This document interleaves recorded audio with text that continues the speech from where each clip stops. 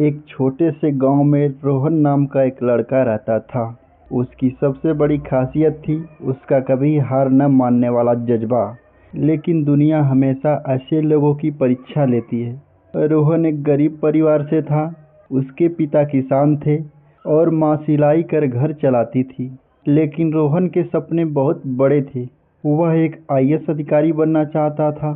गांव के लोग उसका बड़ा मजाक उड़ाते थे और कहते, अरे ये क्या अफसर बनेगा, खेत में काम कर, यही तेरी किस्मत है।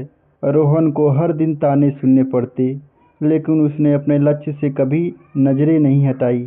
रोहन ने पहली बार यूपीएससी की परीक्षा दी और फेल हो गया। लोगों ने कहा, बोला था ना ये सब हमारी बस की बात नहीं है। पर रोहन ने हार नहीं मानी। वह फिर से तैयारी में जुट गया। दूसरी बार परीक्षा दी, फिर से असफल। तीसरी बार परीक्षा दी, फिर असफल।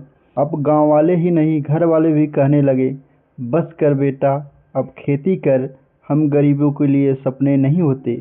लेकिन रोहन के कानों में सिर्फ एक ही आवाज़ गूंज रही थी, तू तब तक हार नहीं सकता जब तक तू खुद हार नहीं मान लेता।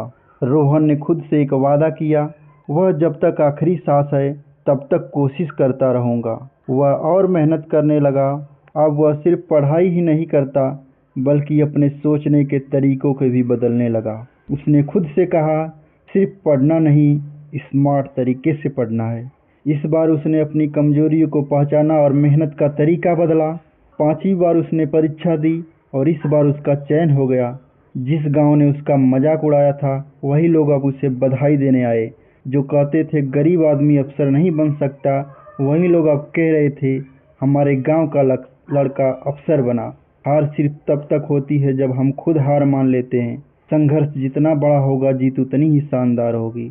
अगर तुम भी किसी चीज के लिए लड़ रहे हो तो सिर्फ एक बात याद रखना, तुम तब तक असफल नहीं हो सकते जब तक तुम खुद हार मानने का फैसला नहीं कर लेते।